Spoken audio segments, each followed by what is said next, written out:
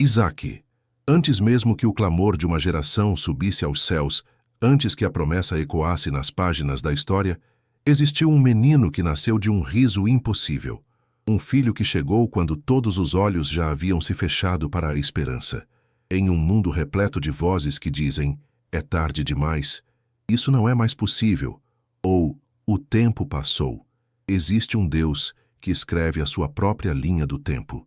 Um Deus que visita tendas silenciosas e transforma lágrimas em gargalhadas. E foi nesse cenário que Isaque chegou. O riso de Deus encarnado em carne e sangue. Um menino nascido não apenas de paz, mas de promessas eternas. Sara, que já havia enterrado tantos sonhos, riu quando ouviu a promessa. Não de deboche, mas de um coração calejado, que já não sabia mais esperar. Abraão, com as mãos enrugadas pela idade, ainda assim creu, ainda assim caminhou, mesmo sem ver, mesmo sem entender. E quando tudo parecia entregue ao esquecimento do tempo, o ventre de Sara floresceu como uma oliveira tardia. E nasceu Isaque, não como um acaso, mas como resposta. Em sua infância, Isaque não foi apenas filho de Abraão, ele foi herdeiro de um pacto. Cada passo seu carregava a poeira de uma promessa. Cada olhar de seu pai era um lembrete do Deus que tudo pode. E foi justamente por esse vínculo sagrado que um dia o menino foi conduzido por seu pai ao alto de uma montanha, sem saber que ali, no silêncio do cume, o céu testaria o coração de um homem. Naquele dia, não foram os passos de um cordeiro que subiram o monte, mas os de um filho inocente, com a madeira às costas, perguntando com doçura onde estava o sacrifício. E ali, no alto, quando tudo parecia selado pela dor, o mesmo Deus que prometeu foi o Deus que proveu. Porque ele nunca começa uma obra sem já ter preparado o seu fim. A vida de Isaque foi marcada por essa dualidade. Promessa e prova, riso e renúncia, bênção e batalha. Ainda jovem, viu de perto o amor entre seus pais e também os conflitos gerados pelas escolhas humanas. Viu Ismael partir, sentiu o peso da separação, mas também a leveza da paz. Pois Deus é um Deus de alianças, mas também é um Deus de propósitos que não se confundem. Antes de seguir, se esta história tocou o seu coração, lembre-se de curtir este vídeo, se inscrever no canal e compartilhar essa mensagem com alguém que precisa lembrar que Deus não se esquece de suas promessas. Já adulto, Isaque carrega em si o peso da continuidade de um legado que não começou com ele, mas que agora depende de sua obediência para seguir. E mesmo sendo herdeiro de tantas promessas, isso não o isentou das secas, dos medos e das incertezas que atravessam qualquer ser humano. Num determinado tempo, a terra em que habitava foi assolada pela fome. A escassez chegou como uma sombra silenciosa, e a tentação de descer ao Egito era grande, como seu pai já havia feito um dia. Mas nesse ponto da história, Deus intervém diretamente e o chama não para repetir os passos do passado, mas para inaugurar uma nova etapa de fé. Ele ouve uma voz do céu firme e clara, orientando-o a permanecer onde está, a semear no meio da seca, a confiar mesmo quando os céus não mostram sinais de chuva. Isaque obedece e planta, não pela lógica, mas pela fé.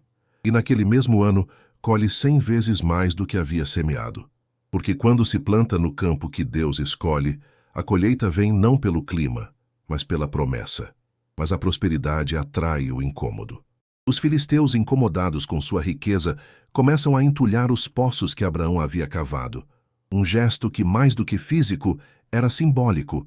Tentavam sepultar não apenas água, mas também memória e herança.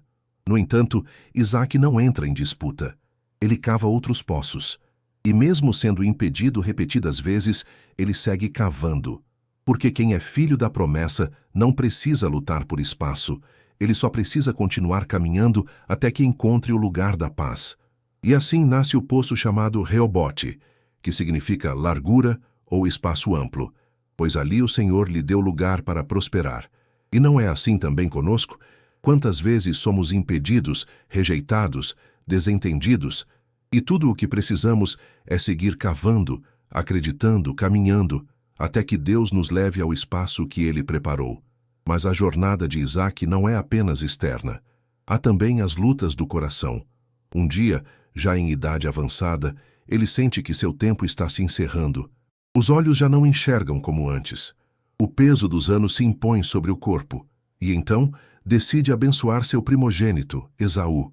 Mas nesse ponto, o entrelaçar das vontades humanas e os desígnios de Deus cria um drama familiar profundo. Rebeca, sua esposa, ouve a conversa e lembra-se da palavra que recebeu ainda na gestação. O mais velho servirá ao mais novo. Ela age para garantir que Jacó, o caçula, receba a bênção. O plano é executado com astúcia, e Jacó, com pele coberta de pelos e palavras ensaiadas, se aproxima do pai cego. Isaque hesita. A voz é de Jacó, mas as mãos são de Esaú. Ainda assim, ele abençoa. O engano quebra a estrutura da casa. Esaú chora. Jacó foge. Rebeca se entristece. E Isaque, mesmo percebendo o que ocorreu, não revoga a bênção. Porque quando Deus decide operar, até os caminhos tortos acabam levando ao cumprimento de sua vontade. Ele é soberano sobre o erro, sobre o engano, sobre a limitação humana. Sua promessa não se prende à perfeição, mas à fidelidade dele mesmo.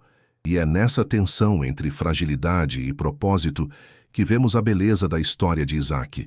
Ele não foi um guerreiro como seu pai, nem um sonhador como seu filho. Ele foi um elo silencioso entre duas gerações, um homem de paz, de poços e de permanência. Um servo que, mesmo diante das perdas e dos enganos, permaneceu. A história de Isaque nos ensina que a fé não se revela apenas em atos grandiosos ou em visões celestiais, mas também na constância do dia a dia. Isaque não construiu arcas, nem enfrentou gigantes, tampouco abriu o mar com um cajado. Sua missão foi outra: viver entre os conflitos sem se tornar conflito, manter a herança viva sem perder a paz, ser ponte entre promessa e cumprimento. Ele representa aqueles que não aparecem nas manchetes da fé, mas que sustentam o legado com silêncio, trabalho e devoção. Aqueles que não precisam vencer multidões, mas que vencem a si mesmos. Que cavam poços onde todos desistiram. Que plantam onde a terra parece estéril. Que ouvem Deus no meio da escassez e obedecem sem fazer alarde. Ao final de sua vida, Isaque é uma árvore de raízes profundas. Ele não é lembrado pelos feitos extraordinários, mas pelo cumprimento da promessa. Porque a história da salvação não é feita apenas de começos e fins. Ela é tecida também pelos meios, por aqueles que mantêm acesa a chama da fé entre uma geração e outra. E que grande lição há nisso! Em um mundo que valoriza o espetáculo, Deus continua olhando para os discretos, para os fiéis, para os constantes. Aqueles que, como Isaque, não precisam ser os primeiros, nem os mais fortes, nem os mais rápidos, apenas precisam continuar. Se hoje você se sente esquecido, ignorado, ou se parece que a sua fé não tem sido vista, lembre-se de Isaque.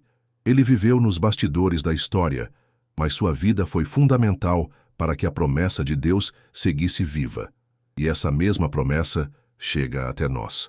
Não porque grandes homens a sustentaram, mas porque homens obedientes, como Isaque, a preservaram. Que Deus nos ensine a sermos como Isaque, a ouvir sua voz no tempo da fome, a plantar mesmo quando não faz sentido, a não lutar por aquilo que Ele mesmo nos prometeu, a esperar por um poço chamado Reobote e, acima de tudo, a confiar que, mesmo que nossos olhos não enxerguem, Ele continua vendo, guiando e cuidando de cada detalhe, porque no fim, o verdadeiro sucesso não está na fama, nas conquistas ou nos feitos humanos, mas em viver cada dia na vontade do Pai. Se esta mensagem tocou seu coração, curta o vídeo, inscreva-se no canal e compartilhe com alguém que precisa ouvir essa palavra. Que a paz do Senhor esteja com você e que a fé de Isaque inspire a sua caminhada.